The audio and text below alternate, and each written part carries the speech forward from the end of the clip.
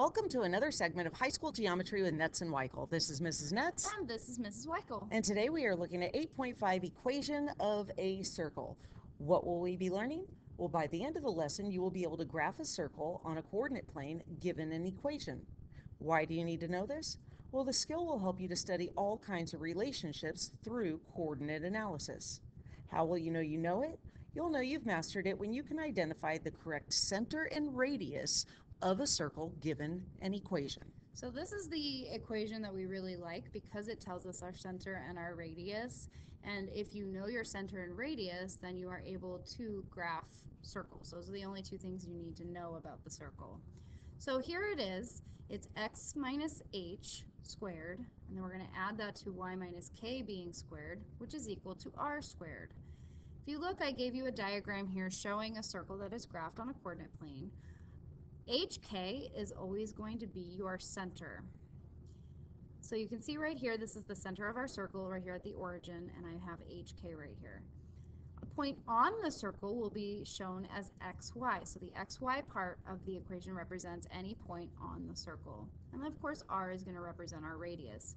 If you look here, if I have the diagram, if I can use our slope with our radius, you're forming a right triangle. So this equation of our circle should start to look familiar using the fact that we have a right triangle here. Well, if I can find, not using the numbers here, the length of this side of our triangle, you know you would take the x-coordinate, the bigger x-coordinate, and subtract the smaller x-coordinate, giving you a side length of x minus h. Right here, you would do the same thing, but with your y's because you're going up and down. So our bigger y-coordinate would be y. We would take away the k number from that to find that length. Well, to find the length of the radius, you would do Pythagorean theorem. So a squared plus b squared equals c squared. If you look here, that actually is the circle equation. Here's your a squared, b squared, and c squared. So if you think about this, if you take the triangle that we have there inside the circle, and if you were to rotate it around about the origin, that radius is always going to be on the edge of the circle.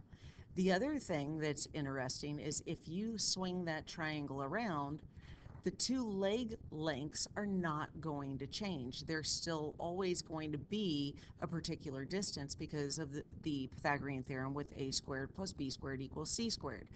So hopefully that helps you to understand a little bit why the equation of a circle is basically Pythagorean theorem because of the triangle relationship with the radius. There you go. So now we're just going to practice with it. The first example at the bottom, you can see the circle is already graphed here. You can see that your center of your circle is right here at the origin. So 0, 0 is the center of our circle. And you can see that we plugged in a 0 for h and we plugged in a 0 for k. What is the radius? Well, again, you can just count right here. It would just be a 1. So our radius is 1. And you know that 1 squared becomes 1. So you can see in the equation we just have a 1 here. Notice the squared is gone because we solved it. 1 squared is 1. One other thing I want to show you, because we have a center at 0, x minus 0, I believe, is the identity property. Yes. Addition. Yes. So when you add or subtract 0, really you don't need to show that because the number you're adding 0 to does not change. So whatever x is not going to be affected.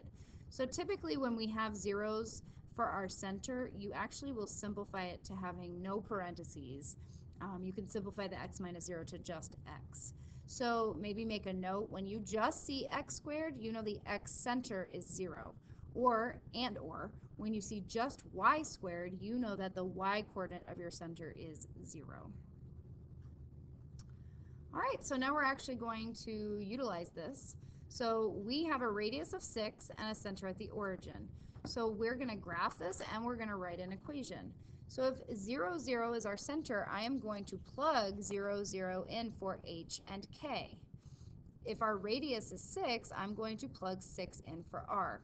We're also going to come over here to graph this. I know right here is our origin, and then I can count vertically and horizontally 6 in each direction, which gives us ends on our circle. So HK 0, 0, radius of 6. So I counted 6 in all directions I can from our center. You can also, I know we say sketch the the circle after you've plotted these points, but you could also take your compass I and prefer the compass. put your point at the red dot and then stretch your compass out to measure the So it radius. becomes almost like our construction notes from this lesson. You're almost like tracing the circle. It Yep. has to go through these 4 points. I So prefer that, if you could That's all do that. absolutely. And you should end up getting a nice clean circle that looks just like, where are you? Something. There you are. There's our circle. And then again, right here, we want to simplify this. The zeros can drop off, and then we need to solve 6 squared, giving us x squared plus y squared is equal to 36. All right, we're going to do another one. We have a radius of 4 this time with a center at -2, -3. So we're going to plug in -2, -3 into the equation, and we're going to plug 4 into the equation, and we're going to also graph it. So -2, -3 is going to be left 2, down 3. Right here's my center. And then from here, I'm going to count 4 in all my directions. Please notice for the equation how I plugged it in. H is -2, so we have x minus h, y minus k, and then r squared. So from here, we need to simplify this. A double negative is going to change to a positive, and then 4 squared is going to turn to 16. And then lastly, our circle, which is located right here, should be going through those 4 points we were able to find on the circle. So a little side note to remember, whatever the number is in the equation, it is the opposite in the actual circle and vice versa. So if you have an equation with positives for your center, you know you're actually going to graph a negative. Or if I give you a center that is negative, it is always going to change to a positive because the equation itself is minus. So if you plug in a minus, it becomes double negative. If you plug in a positive, it just becomes a negative. All right, so why don't you guys go ahead and see if you can come up with the center and the radius for this problem. All right, so based on what I just said, we have x minus 5 and y plus 2 that we're going to look at. If you kind of, again, dissect it, you know that h is going to just be 5 because the x minus part is the formula or the equation form.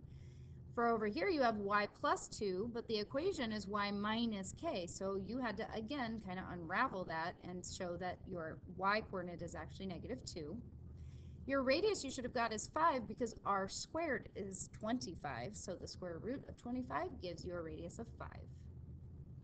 Okay, go ahead and figure out your center and radius for this problem. Okay, so because there were no numbers, you should remember that our center then is at 0, 0. And then if r squared is 49, we know our center is going to be 7. Super easy.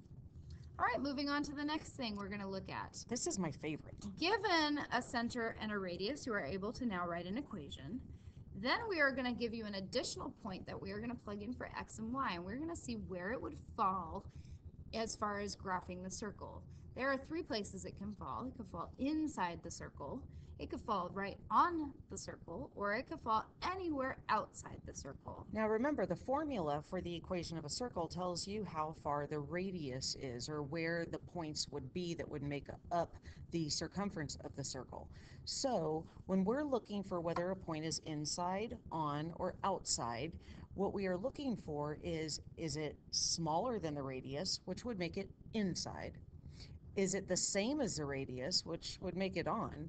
Or is it bigger than the radius, which would make it outside the circle? So you can see that we've set up the equation of a circle using inequalities and an equal sign, because what we are going to do is we are going to substitute numbers into these equations to see basically, is it true?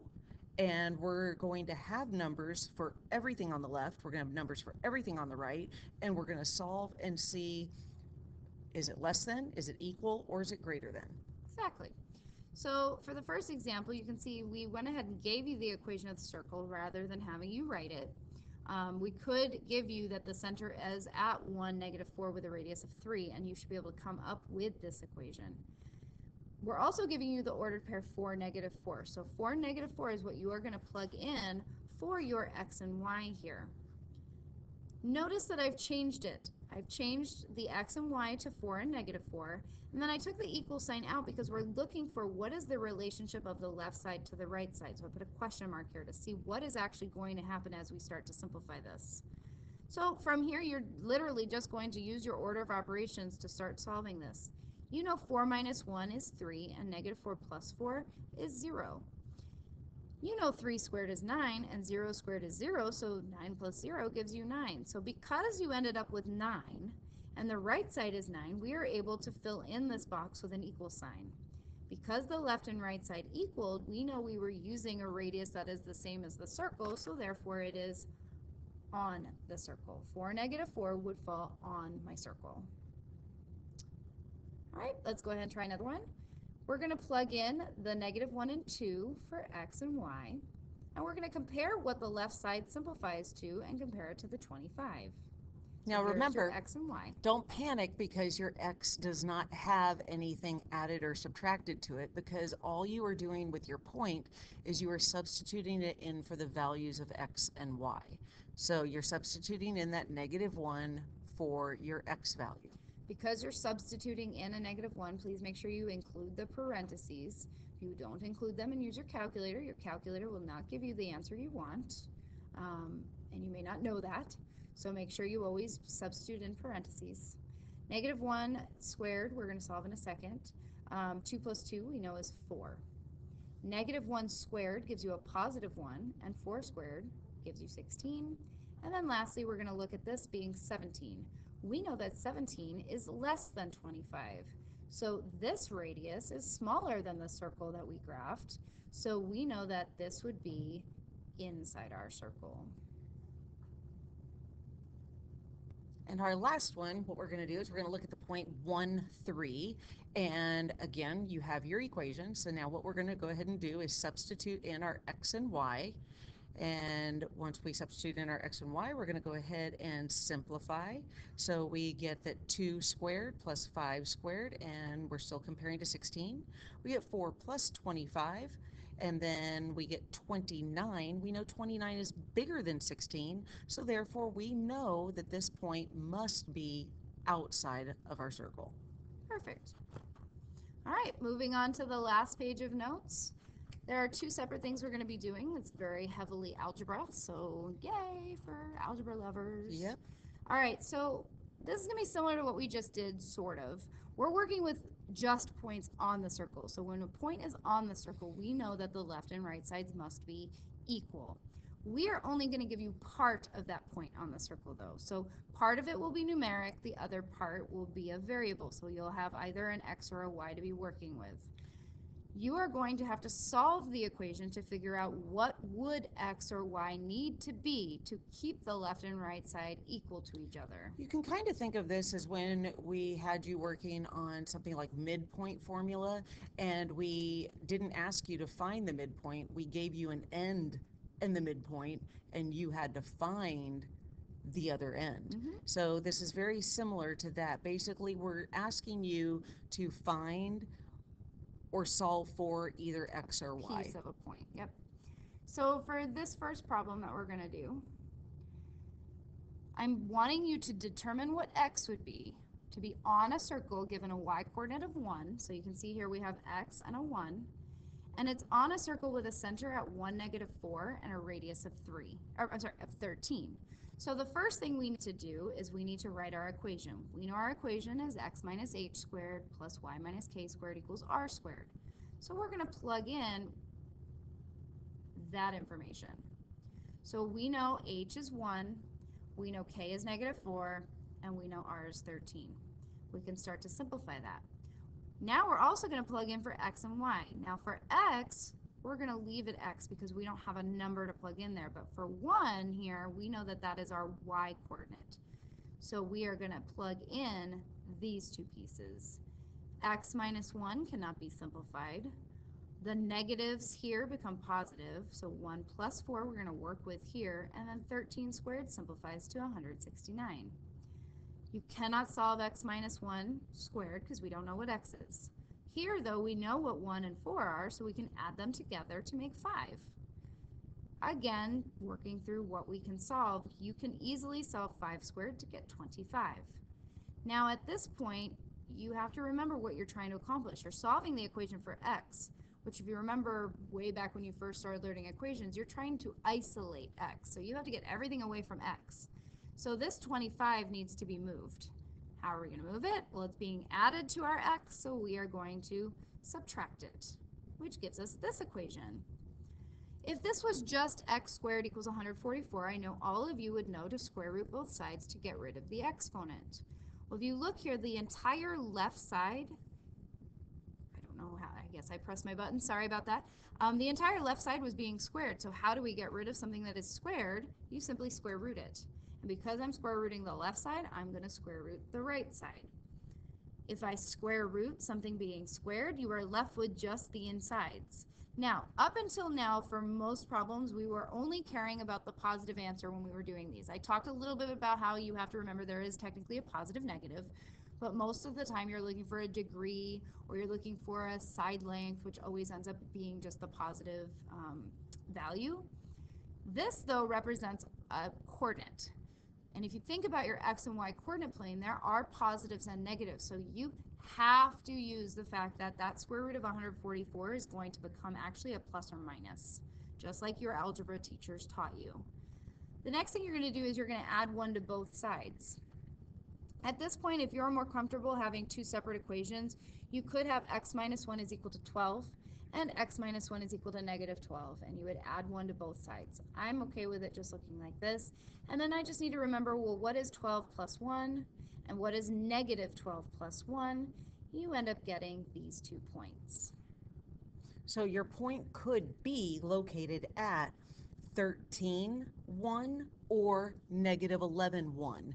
This should make complete and total sense simply due to the fact that we have this circle and it's got to go through, so it's going to touch at 2 places. So if you basically, what I've graphed here is this, if this is our circle and you graph where y is 1, well, that's a horizontal line.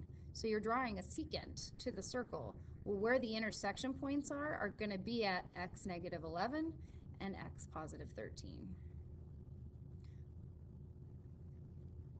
All right, so now we're going to do another one. Notice I'm giving you the same information with the exception of the point. Oh, and I did not change that. Does it say? It says it right on your paper.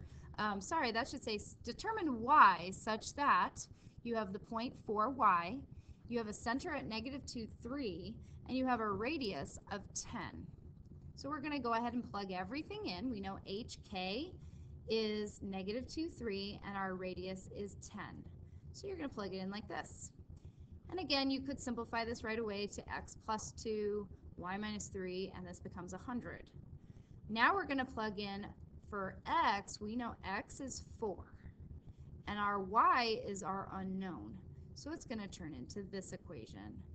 From here, you're going to solve this exactly the same way as the previous problem, except you're solving for y rather than x. So 4 plus 2 would simplify to 6. 6 squared would simplify to 36. Because you're isolating y, we are going to subtract 36 from both sides, giving you the equation of y minus 3 squared is equal to 64. Because the whole left side is squared, we can square root it to give me the square root of 64 on the right side and the square root of y minus 3 squared on the left. The square root cancels out with the square, and the square root of 64 becomes plus or minus 8. Then we're going to add 3 to both sides, giving us answers of negative 5 and 11. For this one, visually, if you were to graph this, because you're given x is 4, now you have a vertical secant being drawn. So the 2 points of intersection would be at, oh, I did it again. Y is equal to, oh my goodness, y is equal to negative 5, so that would be right here. And then this one would be at 411 for your other point of intersection. Good. Good. All right, last thing we're doing. If you're given well, we all know that a diameter is a segment that goes right through the center of the circle. Because I know a diameter is 2 radii, I know to the center must be half of the diameter. So we need to find the midpoint of our diameter. That would give us h and k, or the center of our circle. To find the length of the radius, you are going to use the distance or Pythagorean theorem if you would prefer graphing this. You are going to use either the 2 points given, or you're going to use the center you found. Just beware, if you use the center and 1 point given, that will give you your radius. If you use the 2 diameter points, you need to remember that that is the length of your diameter, so you must divide your answer by 2. Okay, so to find our center, the first thing we are going to do is plug this into our midpoint formula. So here's your x1, y1, x2, y2. You're simply going to plug it in and simplify it. This is easy as pie. So we have -9 plus 7 is -2. -2 divided by 2 gives you -1. Over here for our y's, we have 14 and -16 that we plug in. You get a -2 when you add those. Divide that by 2, you get -1. So the center point is at -1, -1. Now we need to find the length of our radius. I am going to use the -1, -1 because I want to just find my radius. I don't want to have to remember to divide by 2. You can then use either of these. I chose to use the 9 and the -9 and the 14. You will get the same answer here because the distance to the sides should be equal. This is your radius no matter where you are. So now we just start solving this. -1 plus 9 is 8, and -1 and -14 is -15. 8 squared is 64, 15 squared is 225, and then 64 plus 225 is 289, and the square root of 289 is 17. So we know the center, or HK, is -1, -1, and we know our radius is 17. So you can now plug all of that into our equation, giving you x plus 1 squared, y plus 1 squared, and 289 for our r squared. So that is everything you need to know about standard equations of a circle. Not bad. Hopefully you guys feel confident about the parts, what h is, what k is, what r is, how to find points on, in, or outside, and all that good stuff. If there was anything that you have questions on, please reach out to your teacher as soon as possible, as you probably have a test coming up. Hey, Mrs. Weichel. Hey, what, Miss Nets? So what did the square say to the circle? I don't know, what? I don't even know. I forgot the punchline. How does that happen to me? Oh my gosh, that is terrible. This joke is not good. No, it is. Okay, you ready? I'm ready. What did the square say to the circle? What? Haven't I seen you around? That's funny. Okay, thanks for joining us. We have one more lesson in this chapter.